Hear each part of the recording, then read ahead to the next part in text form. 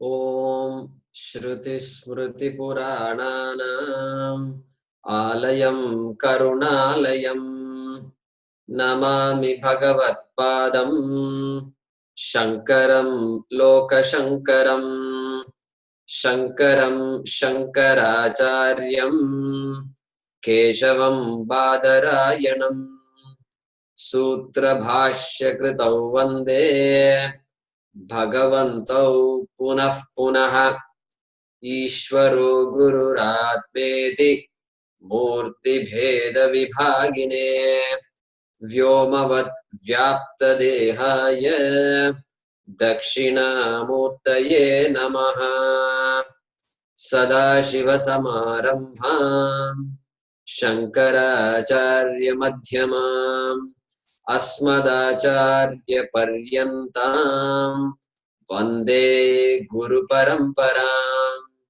Om Sahana Bhavatu Sahanau Bhunaktu Sahavirjam Karavavahai Tejasvi Dhavadhitamastu ma Vidvishavahai Om Shanti Shanti Shanti.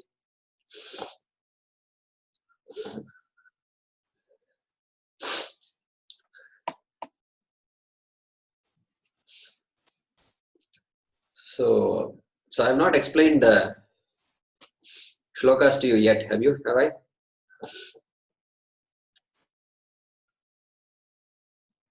In the Kirti class, it's been covered. In this, Kirti, we covered some shlokas. What about during the Shankara Jayanti? I think I covered maybe the Shruti Smriti Purananam, etc. Right? Yes, yes.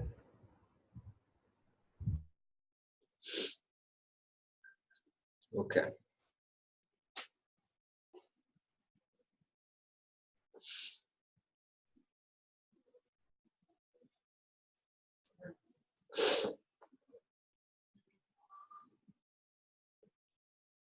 Okay. So maybe I should briefly cover, tell you all the meaning of the shlokas.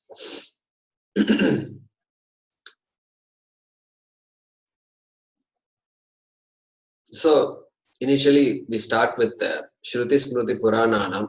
So that is a shloka for Adi Shankaracharya. So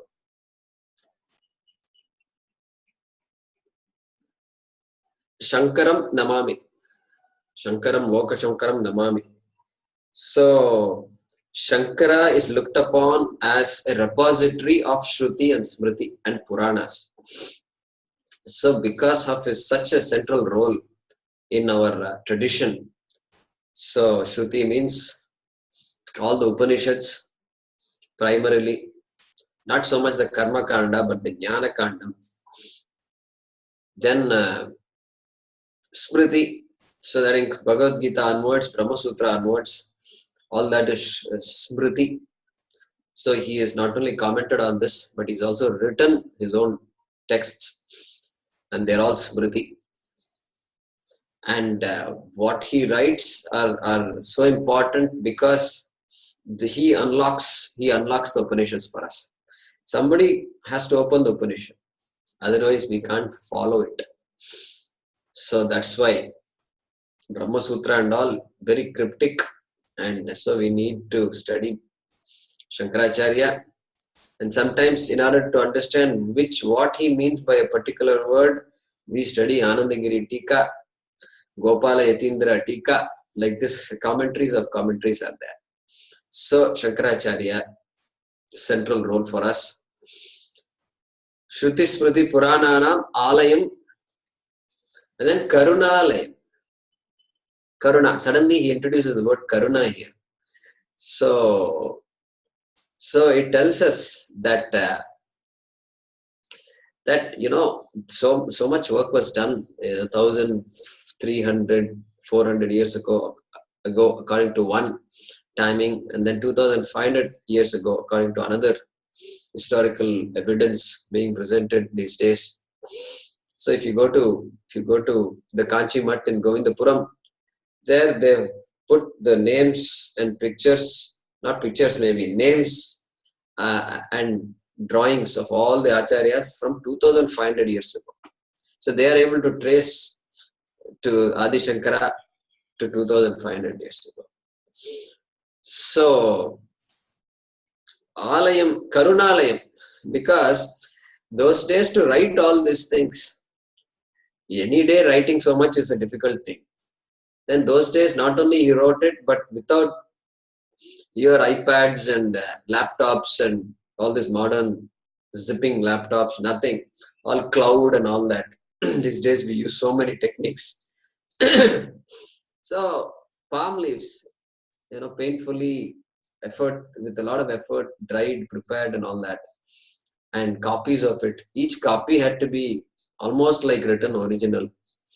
So for such a culture to produce all this, for such an individual to do all this, that person must have so much karuna for the entire humanity. Daya, compassion. So Karunalayam.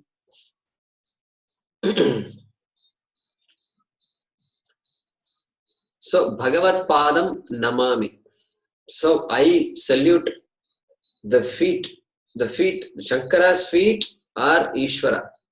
So for us the path, the feet, starting from our parents, we touch their feet and get their blessings. We don't touch their head and get their blessings. No, we don't do that. So feet, and then they bless us. So this is it's a very unique to our tradition. And so Bhagavat Padam, one whose feet is equivalent to Bhagavan,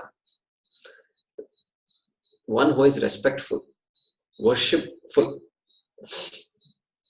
Namami Bhagavat Padam, Shankaram, Loka Shankaram.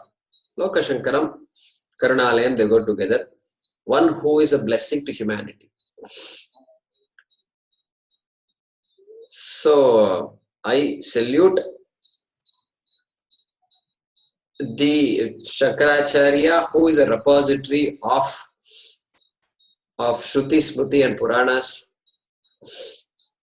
and who is a board of compassion, and whose feet are treated as Ishvara Sakshat, so that I can be blessed by him, and who is a blessing to humanity, Loka Shankara. Okay, next is what?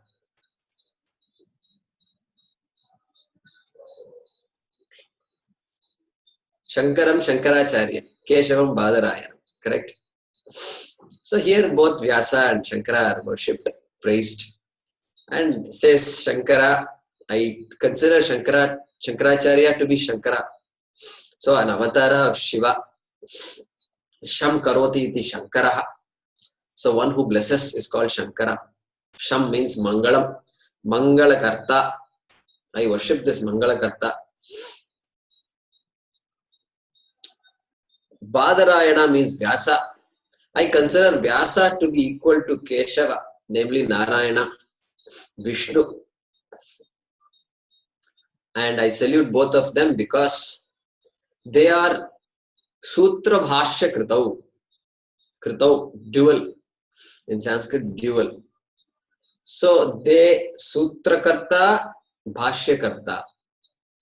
Sutrakarta is Vyasa, referring to Brahma Sutra. Vyasa wrote Brahma Sutra. Vyasa wrote all the 18 Puranas. He edited all the Vedas. He was the one who created the four-formed Veda. Veda was there before Vyasa also. But he, like these conference proceedings they publish. And they say editor. And then what he did was he or she collected all the presentations and then put it in a particular format, created all the chapters and sections, everything, right? So that's what Vyasa did, Badarayana. And then I consider that Vyasa to be an avatar of Vishnu. And so here referring to Sutram, Brahma Sutram. So someday we will get a chance to study Brahma Sutram also. Swamiji here, right across the road, is teaching Brahma Sutram. And it's a text which has about 500 or so sutras, which talk about the Shastram, the methodology, and in a very different way through what is called sutras. And sutra itself, by definition, is a cryptic statement. I mean, it's actually a technique. Alpaksharam must have as minimum letters as possible. Our people have just figured out all kinds of techniques to preserve this knowledge. A sutram can be chanted, and as minimum letters as possible means what? Why take all these pains? I don't understand. They've thought through all this, I think. And so that particular idea is just crystallized and just remains there. And so the price to pay is that you need somebody to unfold it, to unlock it, right? That is a price to pay. But the advantage is it's there for anybody. Forever it is there, it is chanted, and it's easy, and people just memorize it and chant it. So that's the advantage, and the knowledge keeps going down generation to generation. So Sutrakarta Vyasaha, Bhashyakarta Shankaracharya. So Sutra Bhashya Kritau Aham Vande. Sutra Bhashya Kritau Vande. Bhagavanto Punah, I salute both of them again and again. Okay, so that is this.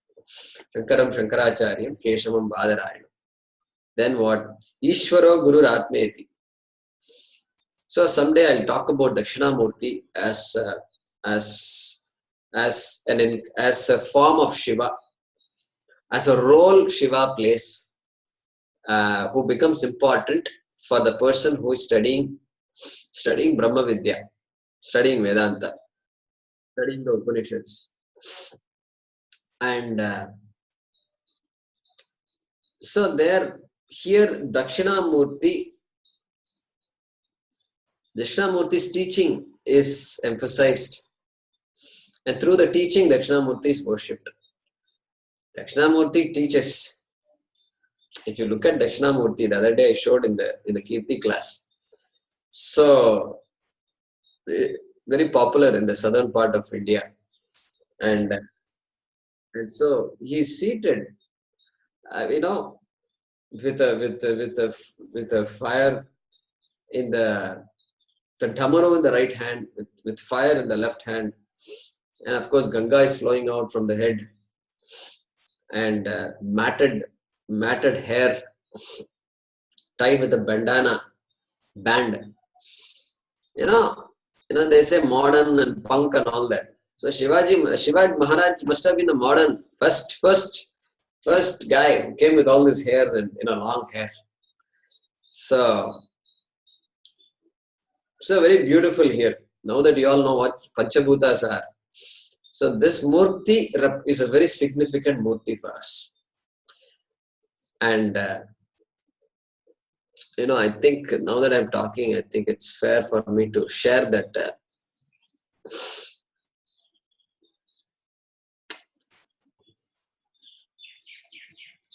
picture with you.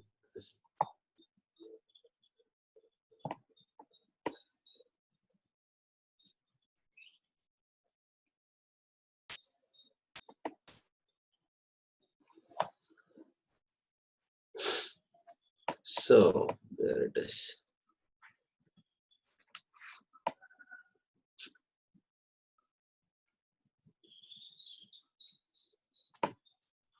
Let me know if you can see my screen.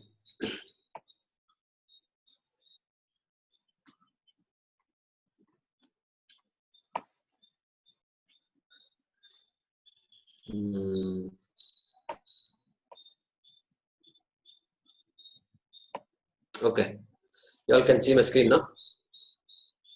Yeah. So Dakshinamurti, some of you may not know.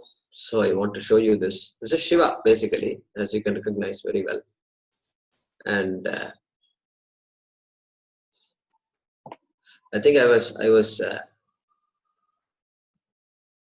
showing this to our college children, and maybe I was making marks, and those marks have stuck here, these black lines. So okay, Dakshinamurti is here, Let me.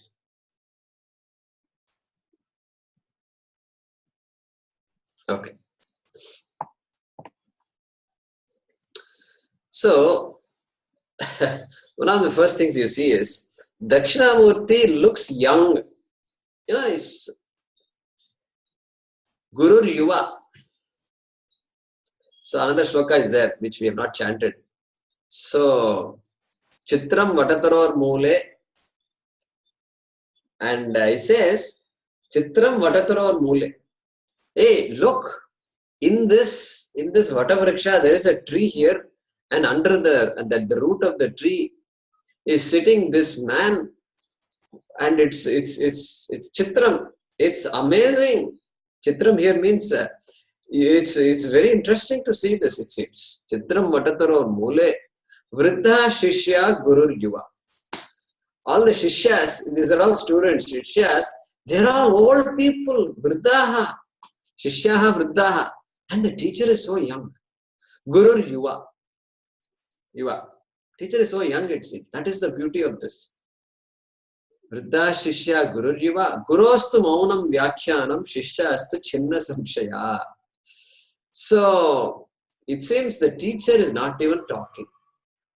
He's silent. And guess what happened to the students? And all students, their doubts got cleared. Chinna samshaya.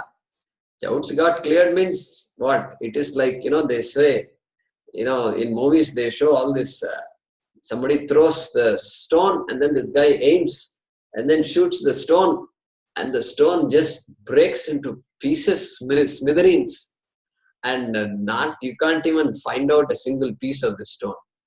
So, Chinna Samshayaha, doubts have just vaporized, vanished. Like that, he taught, it seems. So, that is this Chitra. And learning through silence, literally, we don't take. We say it is the subject matter is Vedanta, Atma, Brahma. Brahma is Shabda Avachya. You cannot point directly to Atma and say this is Atma. And so, since Brahma cannot be objectified, that is represented here as Mauna Vyakhya, teaching in silence. Okay, that's what they say, teaching in silence. Many people take it literally and say Shiva taught in silence, and so we should all teach in silence. Like that they say, this is too much. So, this is too much because even when a person speaks slowly and steadily and clearly, then also our ability to understand this something, we're sleeping in class and we're, scratching our heads and our attention is wavering. And imagine the teacher sitting in silence. Why are you not talking, Swamiji? Because Shiva taught in silence. In silence, be silent, you all will understand. Yeah, somebody may be able to do all that magic, but in our ashrams, our Swamijis, they don't do this kind of magic. They teach like Shankaracharya taught and his Guruji taught and her Guruji taught. That is how teaching happens. So, Mauna Vyakhya here. So, Shabda Avachya means that topic which cannot be objectified. And because that topic is the self cannot be objectified. Therefore, Mauna Vyakhya. Okay. So, this particular Murti, let me share with you. So, let's talk about Panchabhuta. The Panchabhuta are represented here. Okay. Let's see how the Panchabhutas are represented. Okay. You all can see it.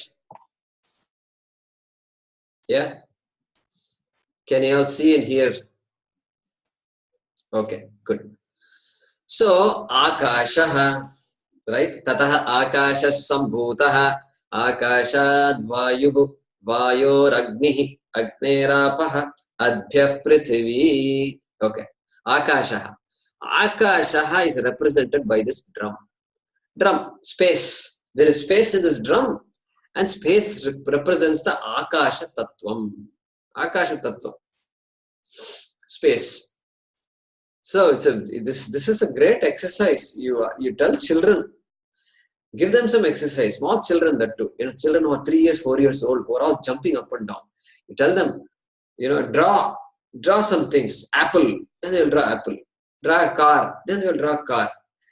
Draw um, some toy, Barbie doll. Then they'll draw this.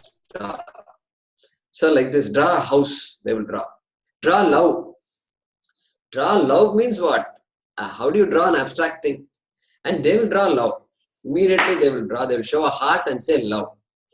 And so you should ask them, draw space. I think they are very creative. I have a feeling, I have not done this exercise. They will find a way to show space in a picture. So this is how they have chosen to show space. Drum. And we also saw Akashasya, what is it? Akashasya Satvikamshat Shrotrendriyam Sambhutam. So sound. So their sound also is there. So both sound also represented, Akasha represented. Okay, then what? Vayuhu. Okay, Vayuhu.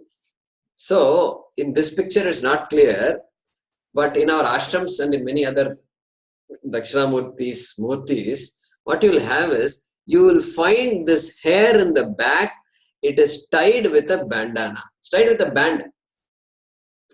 Why is it tied with a band? Because there is Vayu, and it keeps on, it blows away the hair. So Dakshinamurti says, no, I want to tie it up. So it doesn't simply go this way, that way. Band represents Vayuhu. Okay? Vayuhu. Then what? Agnihi. Agnihi is right here. Agnihi. Vayu, Agnihi, Apaha. Apaha, I don't know if you can see Apaha here. Let me show you Apaha. Gangaji is watching. Quietly she's watching. Gangaji is there. So Ganga, Apaha. Okay. So there is Gangaji. Then what? Prithvi. Prithvi. So Prithvi, the entire Murti is solid. It's made of Prithvi. So Prithvi Tattva is there. Okay. Then there is a Ashtamurti. Ashtamurti Brit Deva Pujanam, says Ramana Maharshi. And Dakshinamurti also, Stotram, Bhurambam, Analo, Anilo, Ambaram, Aharnatho, Aharnataha, Himamshuhu. So Aharnataha is the Lord of the day, Aharnataha. So Lord of the day is Divakar. Divakar means Surya, Bhaskaraha. So all luminous objects in this world is also considered as one of the 8 essential elements of this world. In addition to the Panchabhuta. Even though Panchabhuta is the fundamental and everything is created from that, still in this other model there is Ashtamurti model. So there that sun is represented here. All luminous objects are represented by sun. That's right here. So Aharnato Himamshuhu. Himamshuhu. The moon is very much represented here. All objects, all celestial objects which are not luminous, which derive their energy from the sun. Okay, that is Himamshu. And then Puman. Puman. Finally, the 8th element. 8th element is this conscious being. The conscious being. Conscious being is this Dakshinamurti.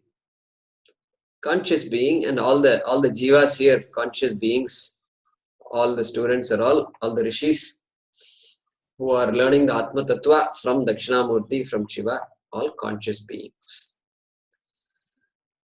So this Panchabhuta plus the luminous objects plus the non-luminous celestial objects. So the sun and the moon covers the entire universe. You say, oh, there are objects there, there are planets and galaxies. I don't know if you say, it will all come under this luminous and non-luminous objects. And then Puman, the individual conscious being who is the observer of this whole universe. Who is the observer of the whole universe? The universe is inert. The conscious being, the observer, is conscious, and who objectifies the entire universe. And Dakshinamurti is teaching that tattva here in this murti. So that's the significance here. And then a little more if you go. So he has, so there is a japamala here. You see japamala in the right hand. So that is all the sadhanas, all the puja, dhyana, bhajanadi, so nididhyasanam, ityadi, all that is represented, all the sadhanas we use, shravanam, starting from shravanam onwards, everything represented by this mala. And what he is teaching, so is represented by this Chinmudra, Jiveshwara Aikyam. So the pointing finger represents the Jiva. Pointing finger. Can you all see this? Yeah. So the pointing finger represents the Jiva. And then the thumb represents Ishvara. Thumb represents Ishvara. So Jiveshwara Aikyam, very important symbology in our tradition. And of course, the Shastram is the source of all this. So he has the Shastram in his hands. The Vedas are there very much in his hands.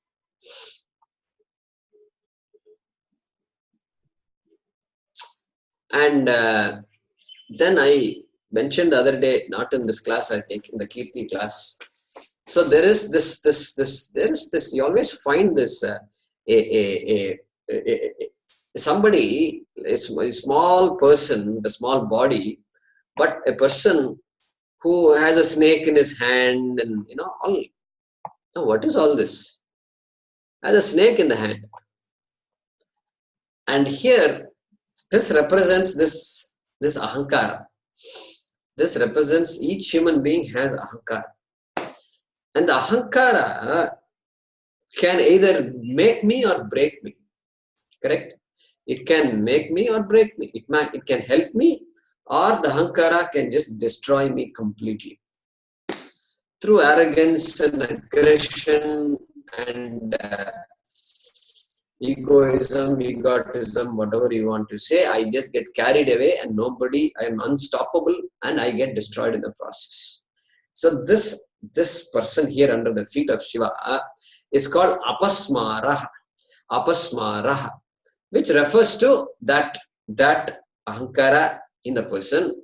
And Shiva says, yeah, ahankara is there. All of us have ahankara, but my ahankara is under check. Is under check. Means I make sure I watch myself, and I don't, make sure you also keep your ahankara under check. This is the idea. Check means it must be under the feet. Like that, it's under check, because this fellow is like the snake. Like how the snake comes without your knowledge. And it doesn't make noise. Snakes doesn't knock on your door and say, I'm coming inside, please open the door. All this it doesn't say. Slithers, and then comes. And then comes, and suddenly you're shocked. If you observe it, you're shocked. If you don't observe it, you're bitten. So this is the apasmara, and this is Dakshinamurti, who says that you please watch your apasmara. Watch your ahankara, ityadi. Watch ahankara means it refers to all our Raga, Dvesha, Shad, Ripuhu, sixfold enemies, they say. Right? So, Raga, Dvesha, Kama, Krodaha. So, likes and dislikes. Krodaha, anger. Lobhaha, greed. Mohaha, getting carried away, deluded by things. Mohaha. And false values. Mohaha. And then Mada and Matsarya.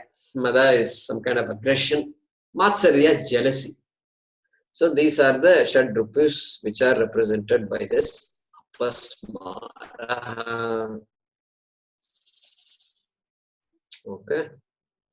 So that is Dakshinamurti. So now this Ishvaro Guru Atmeti Murti Bheda Vibhagine Vyomavat Vyapta Dehaya Dakshinamurtaye Namaha. That is what we are looking at. So this, what does Dakshinamurti teach us? Jiveshwara Aikyam. Everything in this world is mithya, sustained by that which is independent, called Brahma, that is Satyam. Correct? This is our teaching. So when everything is Brahma, then still how come I see so many things? And here he is choosing some things. The things he is choosing are Ishvara. That same Brahma is appearing to me as Ishvara, appearing to me as my Guru, Ishvaro Guru, and then Atma, and then I am this guy here, and I am alone, I am single, and I am double, I am married, I am accomplished, I am no good. Oh, I am a tax man is coming after me, and I am this, I am that, and I need to do this and that, and I am finished. If I don't do, I am finished. So that Atma. So this Brahma you are teaching, yet that Brahma seems divided. Seems divided as Ishvara, as myself, and as my teacher. And you can add as anything in this world. Ishvaro Guru Atmeti Murti Bheda Vibhagine.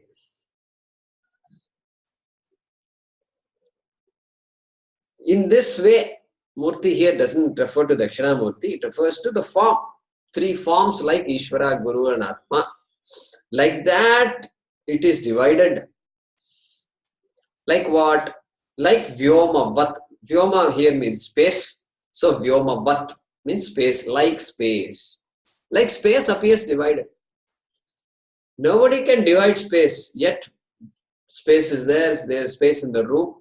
The walls apparently divide the space. The building divides the space. The drum divides the space, as it were. And there is space everywhere. All these boxes, there is space. Space appears divided by so many things, but really space is undivided. Correct? Vyomavat Vyapta Dehaya. So that space which is Vyapta, all pervasive, like that, Dakshinamurti is all pervasive, and that Dakshinamurtaye Namaha. Vyomavat Vyapta Dehaya Dakshinamurtaye Namaha. I salute Dakshinamurti, who is all pervasive like space, but appears divided like Ishvara, Guru, and myself, the Jiva. And that Dakshinamurti I salute. Okay. And then what? Sadashiva Samarambham Shankaracharya Madhyamam Asmadacharya Paryantam Vande Guru Paramparam. So a salutation to our lineage of teachers. So if I am learning, so how do you know there has been a lineage? If you ask, it's very obvious, because I learned it from my Guru, and he learned it from his Guru, and she learned it from her Guru, and like this it goes. Impossible to get this knowledge without a teacher. And even if you say, no, my Guru is this book, and you show me a book. Hey, if you say book, did somebody write a book or not? Then that person becomes your Guru, teacher. And so that's how the story goes. So where is this? Who started this? Who is the first teacher? And who is the first teacher means what? You can't answer that question. Because every teacher had a teacher. Therefore, we say Shiva Maharaj is our teacher, first teacher. We just let go and say, Ishvara, you are our teacher. And so Shivji is our teacher. And so that parampara, Sadashiva Samarambham starting from Sadashiva, Shankaracharya Madhyamam, because of that central role, we recognize Shankara, without whom we would not have received the teachings. So, without whom we'll be chanting some other mantras which start with the letter A and wearing a white cloth on our head. And that is true. Many scholars reason it out also. I'm not saying just like that. And so, Shankaracharya Madhyamam, Asmadacharya Paryantam. Until my teacher, that lineage, which is very pratyaksha to me and which is very important to each of us, Vande Guru Paramparam. This Guru Paramparam, Aham Namami. Then last thing is all these are shlokas. The last thing we chant in the beginning of a class is called a mantra. It's not a shloka. Sahana Vavatu. It's a mantra from the Veda. Jaykumarji? Yeah. You didn't explain Gukarastvandakaro. Yeah, Gukarastvandakaro. Okay, we normally don't chant in this class, but yeah, I can explain that. So there is, do you have that? Does everybody have a copy of that shloka? Gukarastvandakaro. Yeah. So it is there in that puja and prayers. So that is a nice shloka somebody has written which explains the meaning of the word Guru. Meaning of the word Guru. So it says the letter Gu represents darkness. Gukarastvandakaro vai. The letter Gu represents darkness. That's all he says.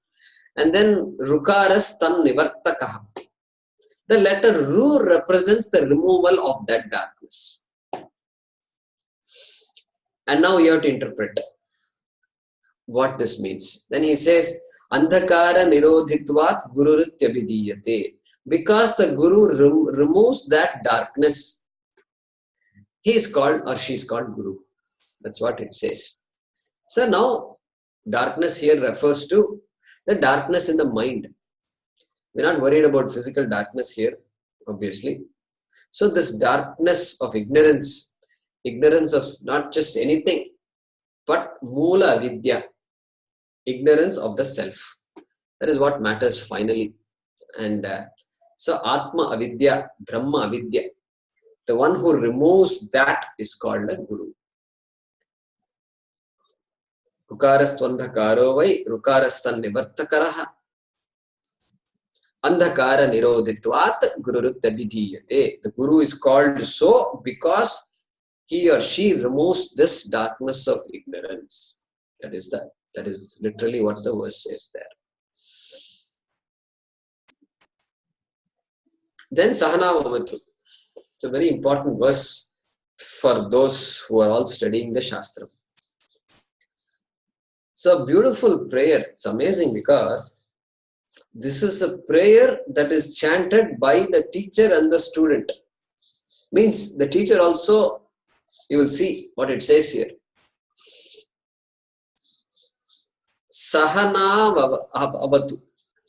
Saha now Avatu. That is how it becomes. If you do the Padacheda, Saha now Avatu. Avatu is the verb here. Avatu means Rakshatu. Raksha karo. Raksha karo. Please protect. Please protect. Rakshatu. Avatu. Ava Rakshane. If you look up Dhatu Pata, it will say Ava Rakshane. So in the sense of protection.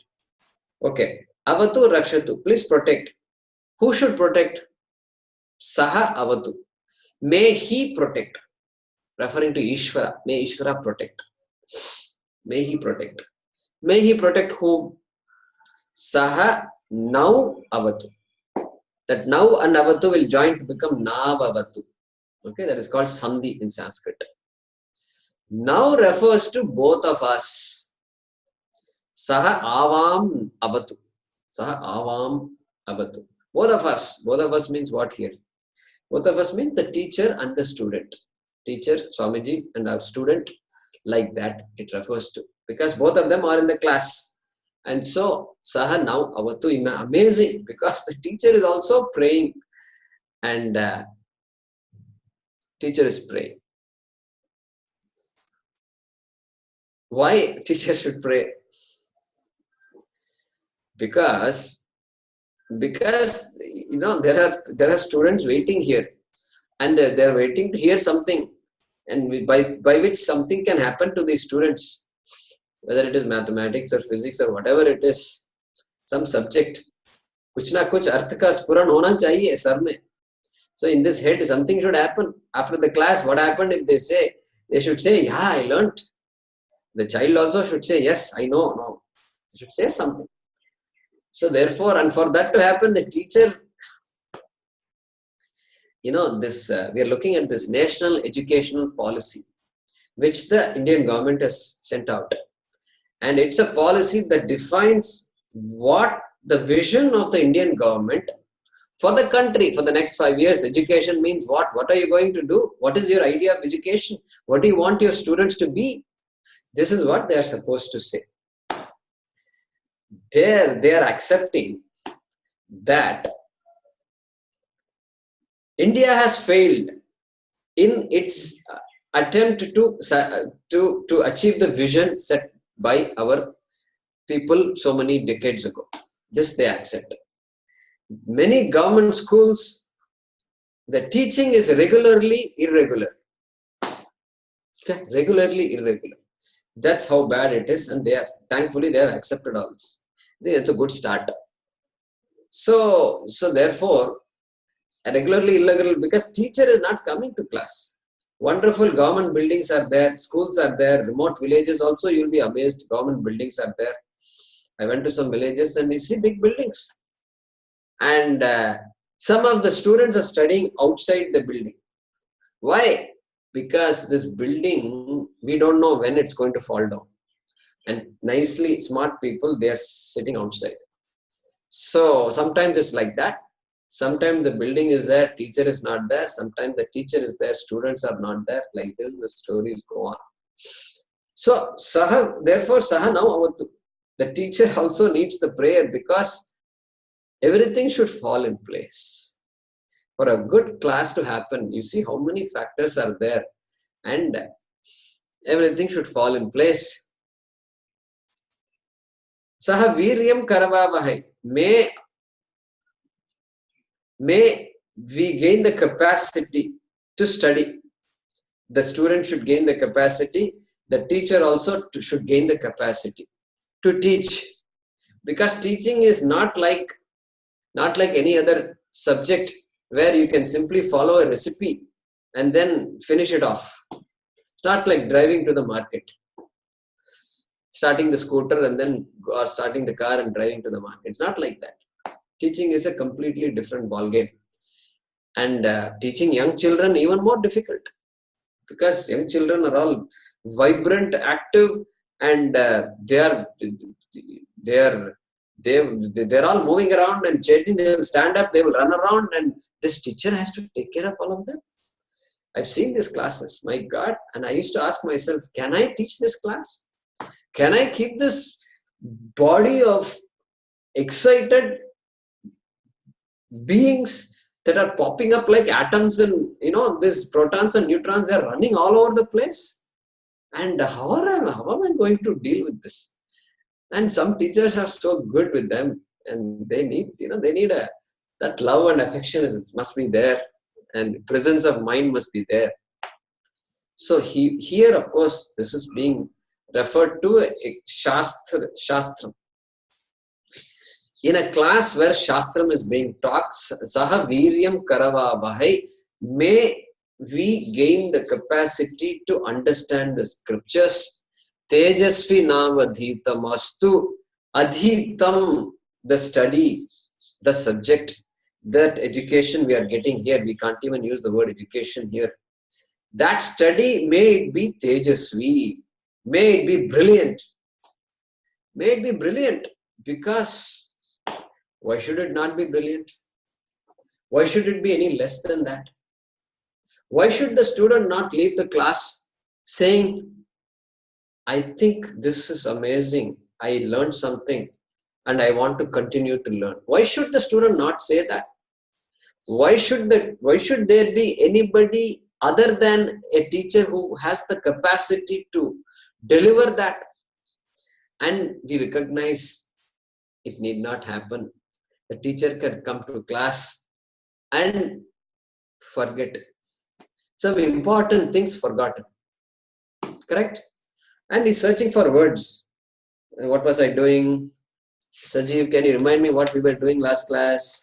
And this, that, it goes on. And so it takes 5 minutes for the teacher to figure out what he or she is doing. And then children, have you done the homework? And like this, half an hour goes in some arbitrary conversation. Because the teacher is not here. He is thinking of something else, and he doesn't even think that there is a responsibility he has to discharge. So therefore, prayer.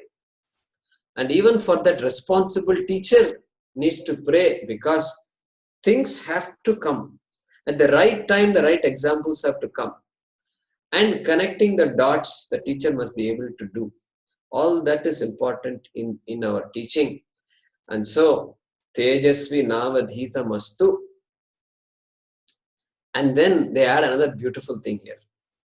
Ma Vidvishavahai. Vidvisha. Dvesha.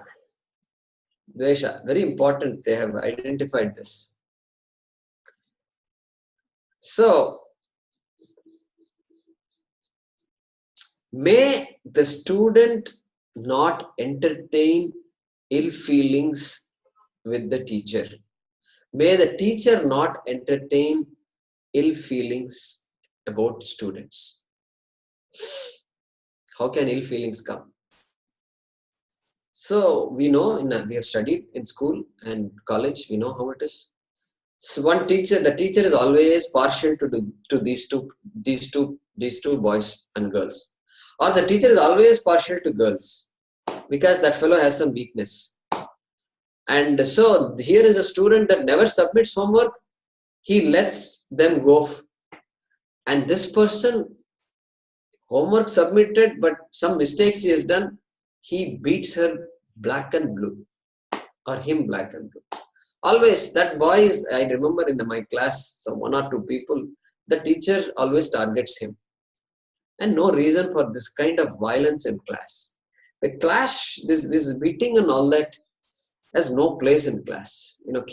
Beating in our schools, especially, my God.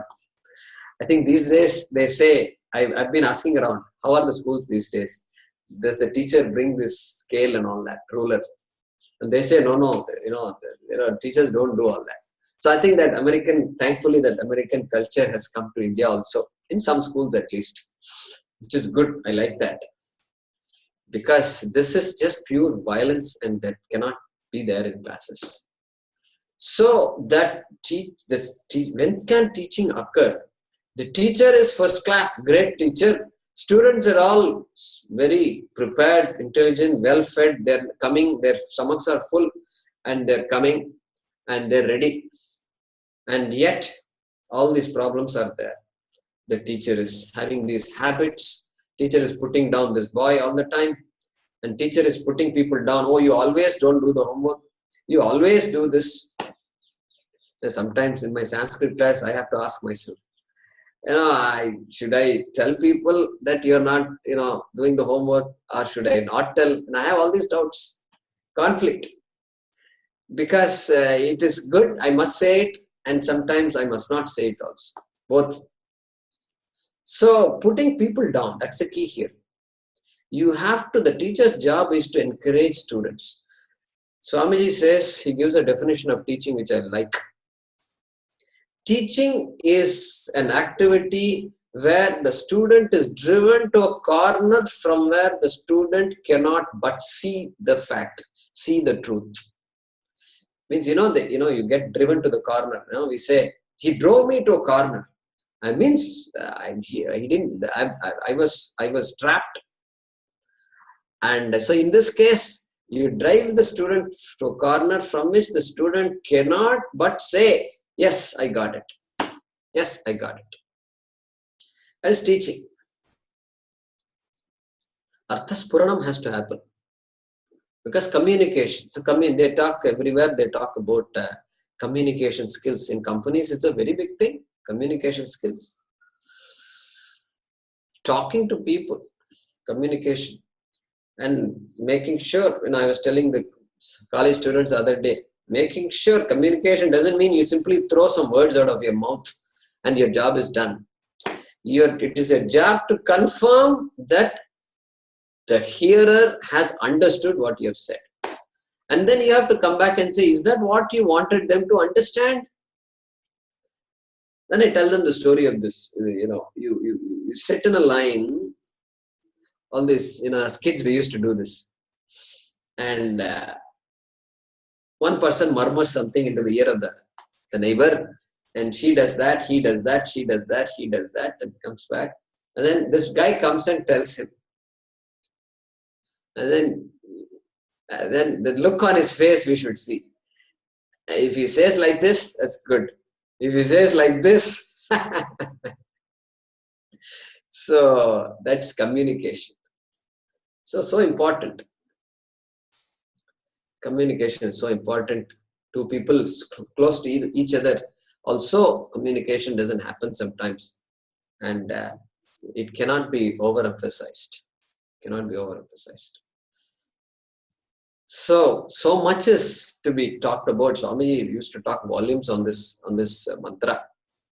And so appropriately, we chant this mantra in our class every day.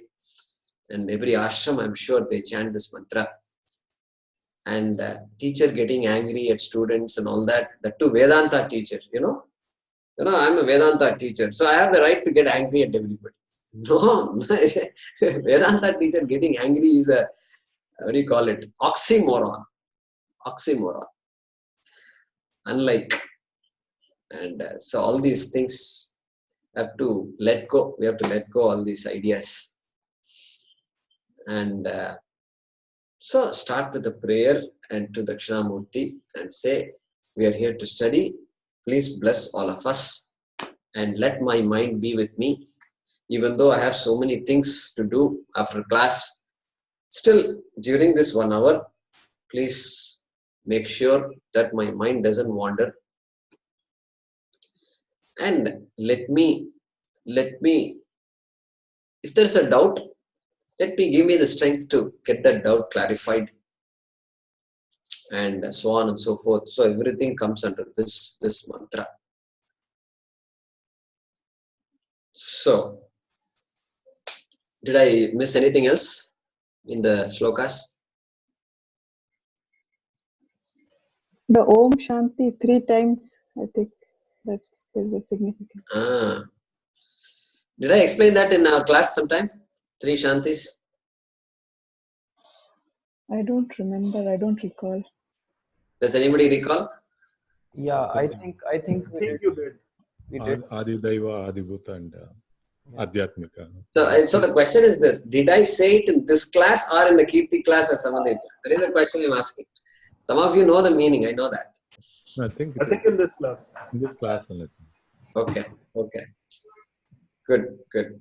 So I'll explain that briefly. So 3 times we are saying Shanti. So that also there is a beautiful meaning. So Tapatrayam, there is something called Tapatrayam. Means 3 kinds of obstacles, 3 kinds of difficulties we face. One difficulty is the forces of nature, forces of Mother Nature. And like floods and famines and storms and to Chennai, water shortage. Now, what do you do with this kind of stuff? And no lack of rain. Too much rain also is a problem. Lack of rain also is a problem. And so these are all factors which we can't control, even though some of us can attribute human actions to what's happening today in India in some places. Still, factors that we cannot control, factors that are attributed to Ishvara, Daivika Shakti. That is called Adi Daivika Tapam. These things happen, these are Ishvara's will.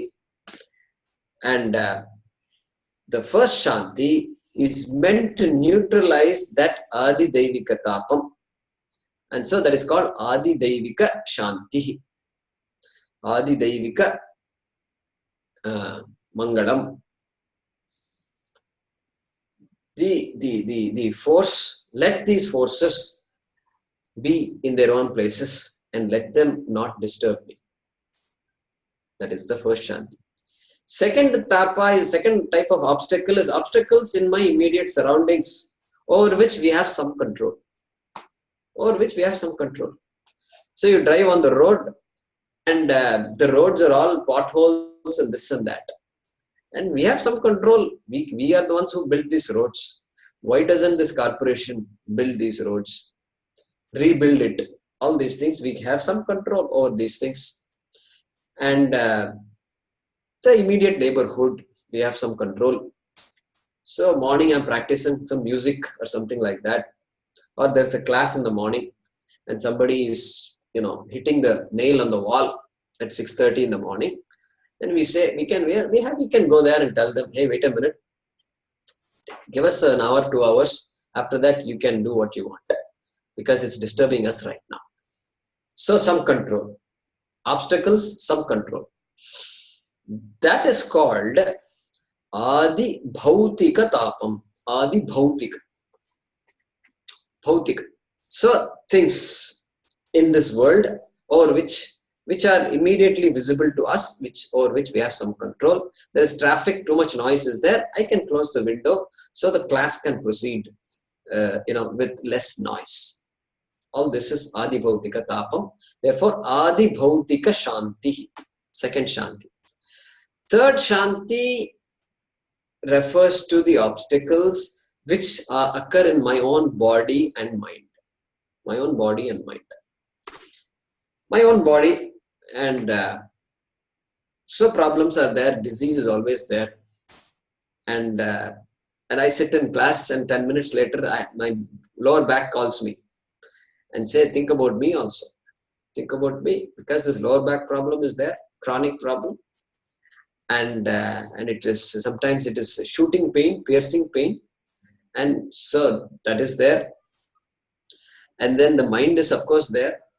Body is good, but where is the mind? The mind is thinking of so many other things. So that is also an obstacle. Very, very familiar obstacle to all of us. So things like this. And the mind is okay, but then it is not able to grasp some certain things or many things. So may you give me the strength may those kinds of obstacles go away. It's called Adhyatmika Tapam. These difficulties are called Adhyatmika Tapam. And so this last Shanti is Adhyatmika Shanti. Adhyatmika Shanti. And so that is why we chant Shanti 3 times, not just for this mantra, but in Veda Parayanam we do it. And wherever, whichever mantras are there, Apyayantu Mamangani, Kenopanishad, Vak Pranas Chakshu Shrotra Matho Balam Indriyani Cha Sarvani, we finish, we say Om Shanti Shanti Shanti. So that's very typical in the Vedic culture. So generally they will translate this as Om Peace, Peace, Peace. So now how are you going to interpret this word peace? P-E-A-C-E. Now if we write definitions of peace in this class, there are 10 of us here, we'll have 10 different definitions. So peace. So yeah, so everything would be included in this peace. But these are the specific meanings of these shantis. So would you say that the Adhyatmik Tapam, we have full control? Or we have, like you said, no control over Adi Devik Tapam, some control over Adi Bhautik Tapam, right? Would you say that for Adhyatmik Tapam we have full control, so we should be able to? So in general, we do not have full control over anything. Okay, I think that much we can accept. So Right. when we say control, we have some control. The door is open and there is noise, I can have some control. I can lock the door, etc. And there is some disease, I'm having a cold, So I can take some precautions. I can minimize the impact of the disease, etc. So some control is definitely there. Yeah, how I got the cold, we can do a postmortem, and every parent does a postmortem. Why did you do this? Why did you do that? The poor child is, Mom, I don't know. Why did you go there without wearing your this thing? It's so cold outside. These children don't like to wear any caps. They don't like to wear jackets. They don't like anything. I mean, this is amazing. They have to rush out. That is their only thing. It doesn't matter. Very cold. Yeah, I told you to wear the jacket. So anyway, we have some control over these things. And so mind, etc., less control. But even there, of course, we do our values, dharma, all those things help in gaining that concentration, gaining that sthiratvam, ability to concentrate on a particular subject for a certain length of time. All these things we can cultivate these habits. And so, yeah, we do have some control over these things. Yeah. Om Purnamadah Purnamidam Purnat Purnamudachyate Purnasya Purnamadaya Purnameva Vashishyate. Om Shanti Shanti Shanti. Harihi Om Shri Gurubhyo Namaha. Harihi Om.